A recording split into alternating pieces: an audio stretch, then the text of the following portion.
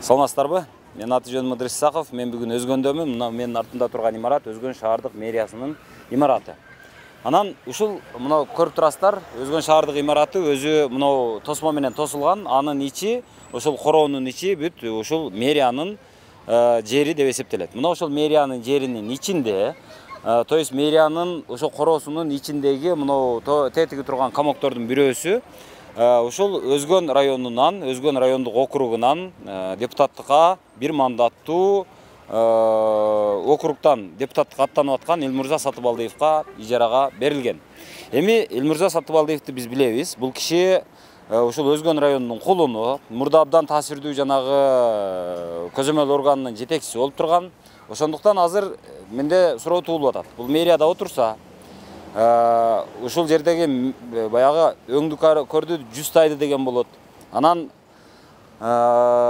бул шайлоого таасир этеби, этпейби? Шайлоонун жүрүшүнө таасир этеби, этпейби деген суроо туулуп атат. Андан сырткары булардын келишими барбы, жокпу? Негизи эле ушул мэриянын короосуна кирип алганга кайсыл келишим, кайсыл мыйзам буларга укук берет? Мунун моралдык дагы, юридикалык дагы жактары азыр суроо жаратып турат. Азыр кирип сурап көрөлү. Сиздер кандайсыздар? Биз дагы Элмурза Сатыбалдиевдин эмесиз. Колдой издеп келдиңиздер. Эмне үчүн? Биз бир айылданбыз. Биздин кулун салам. Негизги аргумент бир айылдан. Экинчи аргумент сиздердин кулун. Биздин кулунубуз.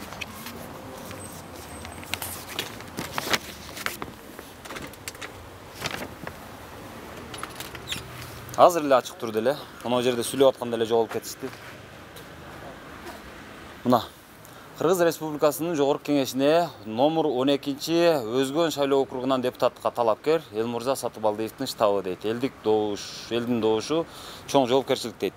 Ушу элдин добушу чоң жоопкерчилик деп бардыгы эле айтып атышат. Азыр менин айтайын дегеним мындай да. Мына бул мэриянын имараты. Бул дагы мэриянын имараты. Мына мен турган жер бардыгы бул мэриянын короосу. Мына жерде мэриянын машиналары турат. Ушул мэриянын короосунун ичине Элмурза Сатыбалдиевка штаб ачканга ушул Өзгөн шаардык мэриясы уруксат берип атат. Анан мен азыр сиздерге мындай бир нерсени түшүндүрүп айтып бергим келет. Бул жерде эми мэрия өзү иштетпейт. Бул албетте бирөөгө арендага берилет. Мэрия өзүнүн жерин кимдир бирөөгө арендага берет. Арендага алган адам өзү каалагандай иштете алат.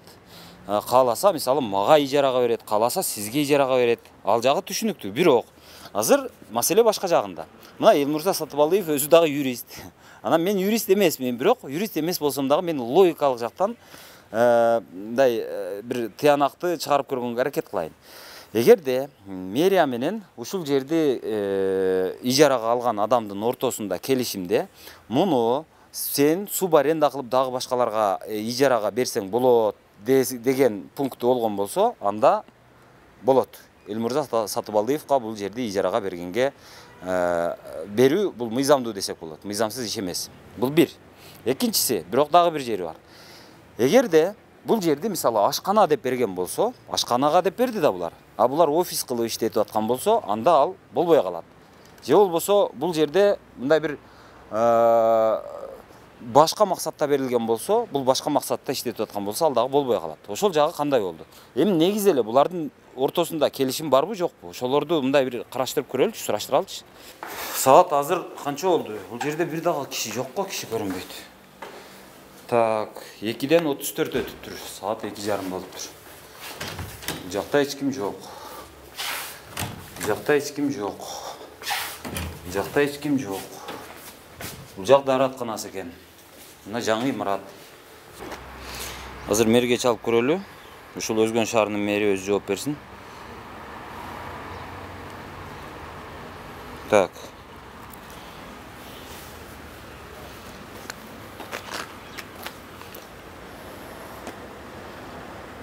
Бул жактан эле кирип көрсөк болсо керек. Же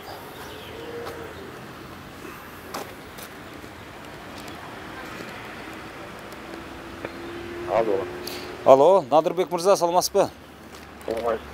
Мен Ыдырыс, кайрадан Өзгөндөмүн. Азыр кабинетиңизге келсем жок экенсиз. Жок, азыр чыктым да мен. Буквально 10 минут азыр көмүр базага келдим мен. Хорошо. Анда сиздин убактыңызды албайын, бирок бир суроо да. Мынау сіздердің мэрияның қоросының içinde Элмурза Сатыбалдиевтің баяғы штабын açıpsızlar да, ошоға уруксат берипсиздер. Ал эмне негизинде берилди? Al bizdeki meclis birinciden, al iyisi başka. То есть ал мэрия кожоюн эмеспи ал эмеге? Мына камокторго. Çok. Сатылып кеткенби бул мэриянын ичи? Meriyan içi satılıp ketmegen eken, men kelsem arendage berip, şu zdaniyni То есть ал арендада турабы? Ал муниципалдык жер, бирок арендада турабы? Да, mençik iyisi başka, kurulgan eken de ben kelgenden уже. То есть жердин ээси сиздер, а камоктун ээси башка адам, турабы? Başka adam. Da. Бирок жерде ошол камоктун ээси менен жер ошол жерде туруш үчүн сиздерде келишим бар да? Же жокпу? Kelişim bol, bak boluş gerek. Келишим болгон болсо ошол келишимди көрсөк болобу? Ошол келишимди азыр мен көрөйүн деп атам да. Ал келишим боюнча ал жерге ушундай эмне максатта пайдаланыш керек, ошол боюнча бир мындай пункттар жазылат да, турабы? Мындай ижарачы менен суб арендага берсе болобу, болбойбу дегенге окшогон. Да, болот. Андай болсо азыр мен умуясиңиздерге кирсем, ошол бирөөс айтып коесузбу, ошонун документтерин бир көрүп алсак кандай болот? Эми мындай таза иштейбиз, баягы мынау шайлоону таза өткөрөбүз деп аткандан кийин ошону мындай азыркылар айткандай до конца кылып койбойлубу? Менин тиешем жок да жерге бак işte. Жок, сиз шаардын мэрисиз. Анан сиздин маңдайыңызда талапкердин жанагы болгондо дагы өзгөндөгү эң таасирдүү талапкердин штабы турат. Анан бул жерде штаб ачылыш керекпи, ачылбаш керекпи, эртең сизге сөз тийип калабы, тийбейби? Ошого окшогон жактарына сиз баш оорутасыз да эми? Жок дегенде өзүңүз үчүн. Жок, туура. Талапкер өзү билет да ким менен келишим түзүп каяка штаб ачышы боюнча. Жок, анысы бар. Ал туура. Менин муниципалный меники болуп, здание меники, мэрияники болуп, эгер биз келишим түзсөк, онда башка. Мен ошону айтып атам. Мен аны түшүнүп атам. Туура. Сиздер жер ээси сиздер да. Ал муниципалдык жер. Же болбосо азыр айтыңыздар, бул жер сатылып кеткен деп. Жок. Жер сатылбаптыр. Демек жер муниципалдык жер. Ошол муниципалдык жердин үстүндө ошол дүкөн турат, мындай камоктор турат мына. Ошол камоктун ээси менен сиздердин ортоңуздарда келишим бар демек, бир нече жылга. Мына айына мынчадан төлөйсүң деген келишим бар. Ал келишимде бул жердеги ушул жерди сен мындай башка максатта колдоносуң же бул максатта колдоносуң деген нерселер, пункттар жазылат да. Алло. Так, бул азыр бул киши паузага коюп койду, музыка чыгып калды. Күтөлү, жүр. Ага чейин мына УМСке кирип чыгалычы. Өзү бул жакта, алло. Бул жакта мындай да. Өзгөн бул мындай аймакта бар. Бул жанагы Бишкек эмес, бул Ош эмес. Ошто мисалы Бишкекте журналисттер бар, өзгөндө кайсыл журналист бар. Ким келип өзгөнүн ушу жерин аңтарып теңтерип отурат. Анан бул жакта көбүнчө ушу жетекчилер өзүнүн билгенин кылган учурлар көп болуп калат да. Ошого азыр киреличи. Саламатсыздар, бул УМС каягында? УМС? Таста. Каягында? Таста мына. Рахмат. Саламатсызбы? Кандайсыз, жакшысызбы? Жакшы. УМСтин начальнигисиз да? Ооба. Сизден бир нерсени сурайын деп атам, аты жөнүңүз кандай эле? Алтынбек. Мен аты Мудрис. Алтынбек Кеңешбекович. Мен аты жөнүм Мудрис Саков. Мени билсеңиздер керек. Ооба. Азыр мынау штаб боюнча сурагым келип атат да. Бул эмненин негизинде штабка берилди? Мэриянын коросунун ичинде ким барат? Мен өзү отпускада элем, бүгүн эле чыктым жумушка. Азыр эми тактайм. Азыр анда жок дегенде бул өзү ошол камоктор кимдики өзү? Ал ижарага берилип кеткен мурда. Ижарага берилген, туура. Ижарага берилгенде демек ижаранын шарттары бар да. Ооба. Шарттары жазылган. Ооба. Ошондо суб арендага берсе болот же болбойт. Мындай мисалы ашкана же болбосо офисте берилген да. Ооба. Ошонусун көрбөйлүбү? Ошол рамкадан чыктыбы, чыкпадыбы? Ошону макул, мен азыр документтерин тактайын, анда ошого карап жооп берейин. Макул, жүрүңүз. Каякта? Эгерде мисалы мен түшүнөм да, мисалы сиздер ал жерди арендага бердиңиздер бирөөгө. Эми демек кожоюн сиз эмессиз, убактылуу. Ооба, мен Демек кожоюн бул ошол ижарага алган адам. Мисалы 5 жылга мен ижарага алсам, мен өзүм билем аны кантип пайдаланышты. Ооба. Бирок ижаранын шарттары бар да. Бар.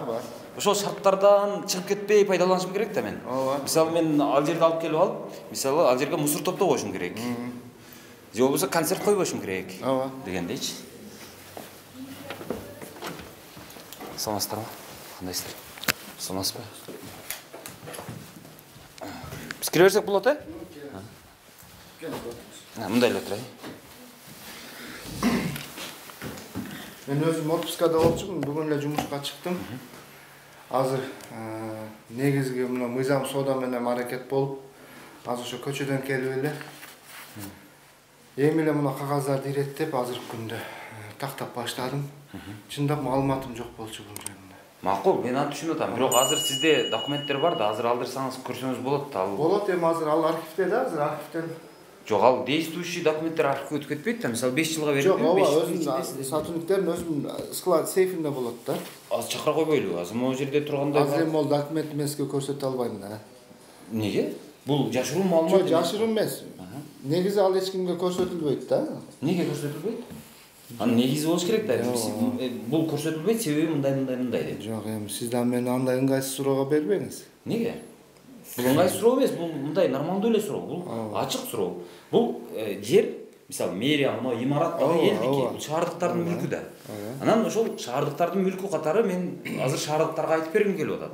Бул сиздердин мүлкүңүздөр Элмурза Сатыбалдиевка мындай негизде берилиптир. Ошон үчүн капа болбойсуңар, туура түшүнөсүңөр. Бул мыйзамдуу экенин дешим керек, же болбосо ушул жерден ката кетип калыптыр, кичине мыйзамдан четтеп кетишиптир балдар деп айтып беришим керек. Анан эл ошого жараша сиздерге баа бериш керек. Мындай, булар жакшы иштеп атат, таза иштеп атат, ачык иштеп атат, же болбосо жок. Баягы жең ичинен көмүскөдө иштеп атат, жашырынып иштеп атат. Биздин жерди уурдап иштеп атышат деген баасын бериш керек. Көмүскө кылган жокпуз. Андай болсо ошону далилдеп бербейсизби? Азыр мэр менен да сүйлөштүм, мэр дагы айтып атат. Ал УМСте бардык документтер бар деп атат.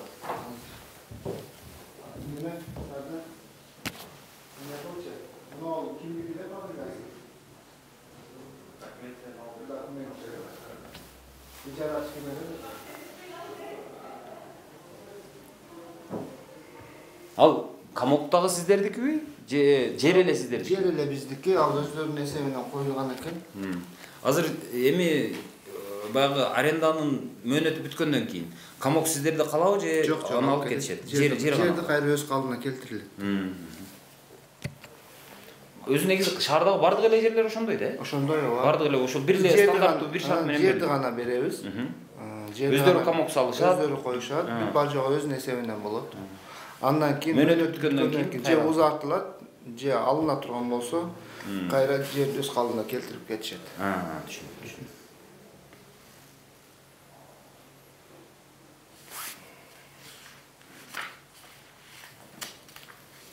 Анан менде дагы бир мындай моралдык жагы бар да. Мына президент айтып атат, мына шайлоону таза өткөрөлү, баягы эме мындай административдик ресурс колдонулбасын, колдонууга жол берилбесин деп. Бирок мен бир нерсени түшүнөм да, мен дагы кыргызмын. Мен ушул жерде төрөлгөнмүн. Сиз да ушул жерде төрөлгөнсүз. Баарыбыз мусулманбыз дегендей. Анан мусулманчылыкта салам алейкум, алейкум ассалам. Кандай, жакшысызбы? Чай ичебиз деген нерселер болот. Мына жерде чыгып бирөө тамеки тартып турса, күкүртүң бар беле деген сөз болот. Анан кандай, жакшысызбы? Шайлоо кандай болуп атат? Жакшы болуп атат деген нерселер болот. Алым сабак айтылат. Мындай аңгеме курасыздар, жүз көрүшөсүздөр, саламдашасыздар. Анан ошондойдо жанагы өңдү көрдү, жүз тайды дегенге окшогон нерселер болот да. Эртең анан булар бирдеме кылып атса анан мына жаныбызда жүргөн жакшы эле киши деп анан баягы мындай бири-бирибизге мындай мыйзамдан чыгып кетип атса дагы тыя албай, ошол мыйзамды коргой албай, тескерисинче ошол кишинин жанагы баягы адам жүзү ысык деген немеден ошол адамдын жүзүнөн өтө албай туруп калабыз да. Ошого жол берилип калып аткан жокпу деген дагы суроо да. Бул жерден документтерди көрүп тактайлы, мен тиги жарачы менен байланышайын. Келишимдери кандай болгон? Бар бекен?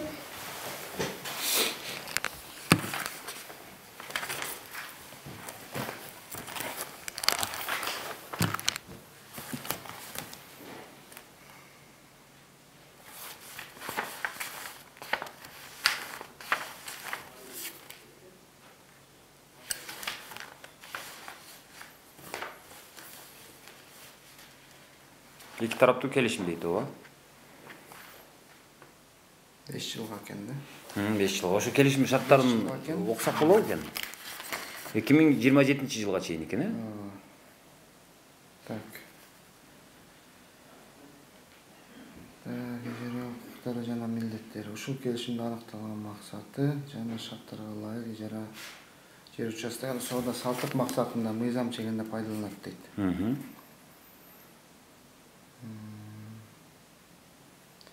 Ижарачынын милдети жер участкасын пайдаланган үчүн ижаралык төлөмдөрдү өз учурунда төлөө. Ошо неме экен? Коммерциялык багытта экен. Ошо бул соода саттык багытында экен. Бирок жанагы эмесичи бул суб аренда кылып кайра бирөөгө берсе болобу экен, берсе болбойбу экен. Ошол нерселер келишимге киреби, кирбейби?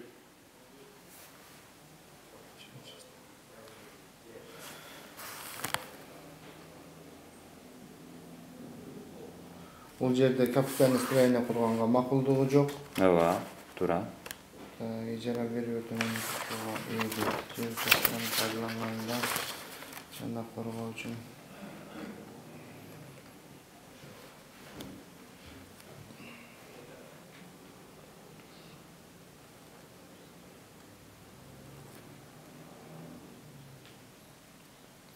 мынакей. Ушул келишим шарттарына ылайык жер участкасынын мөөнөтү бүткөнгө чейин келишими жокко чыгарылбастан башка үчүнчү адамга берүүгө укугу жок дейт. Суб арендага бергенге укугу жок. Жок экен. А бул бүгүн канчасы шайлоо качан башталды? Үгүт иштери 28-ден башталды. 28-ден башталды. Бүгүн 29, 30, 31, бүгүн 11 бүгүн. 10 болду. Ошондо 13 күн мыйзамсыз отурган болот. Ооба. Буга карата азыр талапкерге чара көрүлөбү, же сиздин өзүңүзгө чара көрүлөбү, же мэрияга чара көрүлөбү? Кечеги мен түшүнбөй калдым азыр. Эми бул кандай болот? Мисалы бирдемени мен жана мэрдин өзүнөн дагы сурадым. Мына президент өзү айтып атат. Ооба. Таза шайлоо өткөрөбүз деп атат. Бул сөз бардыгына бирдей деп атат. Баса белгилеп кайра айтылып атат. Анча-мынча баягы адамдарга көргөзмө кылып, кээ бир учурда аша чаап дале бирөөлөрдү жазалаган да учурлар болуп атат, аны көрүп атабыз. Эми ушундай шартта сиз өзүңүз дагы өзүңүздүн коопсуздугуңуз үчүн макул эми. Бирөөлөрдүн мындай өзүңүздүн коопсуздугуңуз үчүн, кызмат ордуңуздун коопсуздугу үчүн өзүңүз кызыгып булардын келишими кандай? Эртең мага сөз тийип калбайбы деп кызыгып койбодуңузбу деген суроо. Мен мерге дагы суроо бердим. Туура эле. Мен азыр жумушка жаңы чыктым. Мен азыр булар териштүү иштерин жүргүзөйүн. Эми мен жана ошондой эле өзүм адистерим кетирген кемчилигин признавать этем. Азыркы күндө эгер ушундай болуп калган болсо. Жок, ушундай болуп калыптыр да. Уже болуп калыптыр да. Эми мен тигилер менен мен чындап билген эмесмин. Азыр чыгып териштирейин анда. Териштирип анда дальше Буга кандай чара көрүлөт эми? Кандай кол чыгасыздар беле? Эми келишим жокко чыгартабыз да буларды. Тигилерге айтам, субподрядчикти чыгар дейм да. Үчүнчү тарапты. Өз негизи аренда акысы канча экен эле? Канча төлөйт? 1270 сом. Айына. Жалпы канча метр квадрат экен? Ал жалпы када? Жок, бирөөсүнө эле.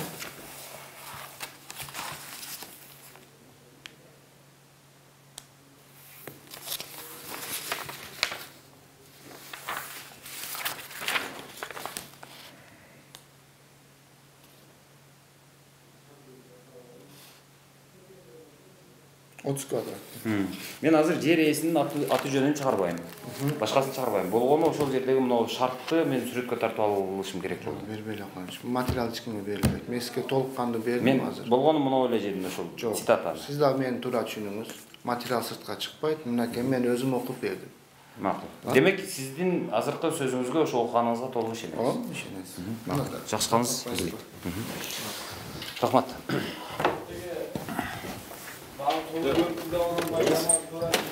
Саламат, кандайсыздар?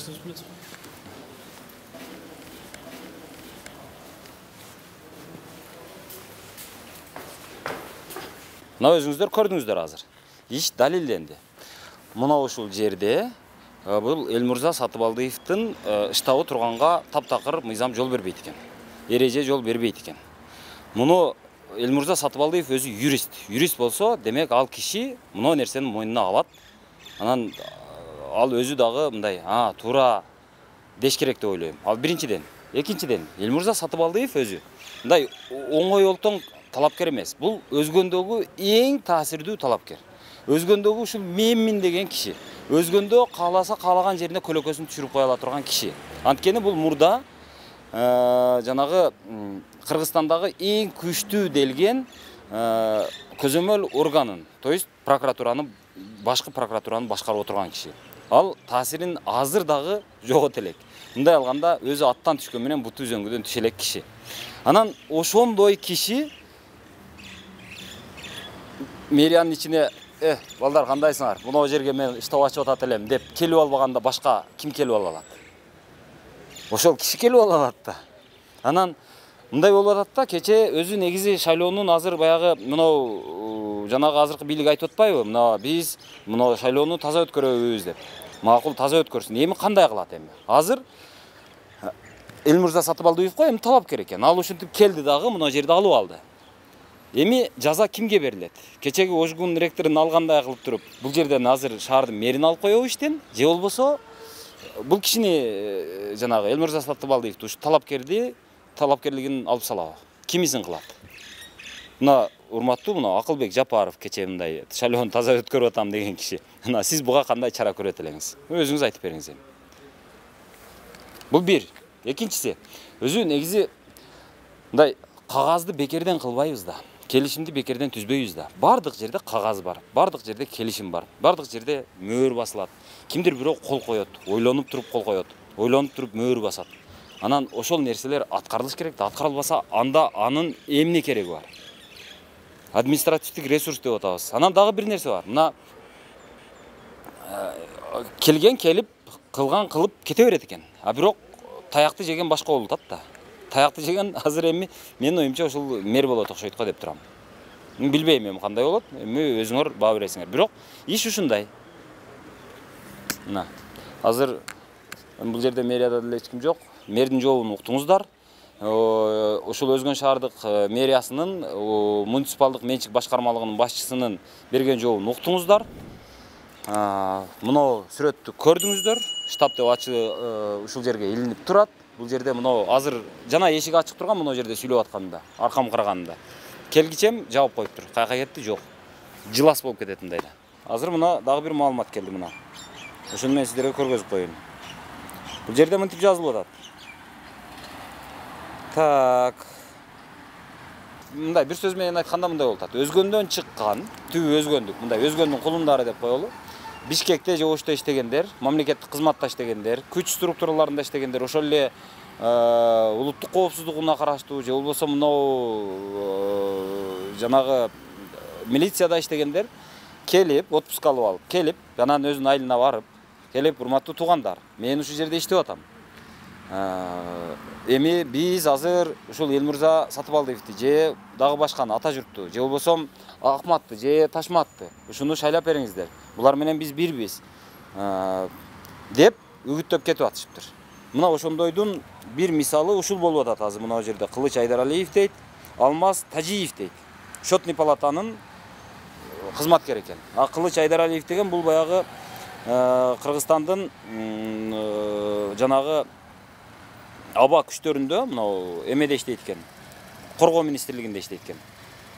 Мына эстеп калыңыздар. Тажиев Алмаз бул улуттук жанагы эсеп палатасынын кызматкери. Өзгөндүк экен, өзгөнгө келип айылында отпуск алып келип алып, айылында үгүт кылып жүрүптүр. Мага келген маалымат боюнча. Андан сырткары Кылыч Айдаралиев. Бул коргоо министрлигинде ошол аба күчтөрүндө иштейт экен. Ушул нерсенин чын же жалган экенин урматтуу ушул мына Ташиев мырза, урматтуу ушул жанагы Акылбек Жапаров мырза ошол шайлоонун тазалыгын камсыздап аткан. Мына ушул кишилер өздөрү аныктап, Ыдырыс Исаков сен адашыпсың деңиздер же болбосо ошол кишилердин чын экенин далилдеп, анда аларга дагы жаза көрүңүздөр. Мындай тазалыкты кыла турган болсок, мындай до конца таза бололу. Бар болуңуздар.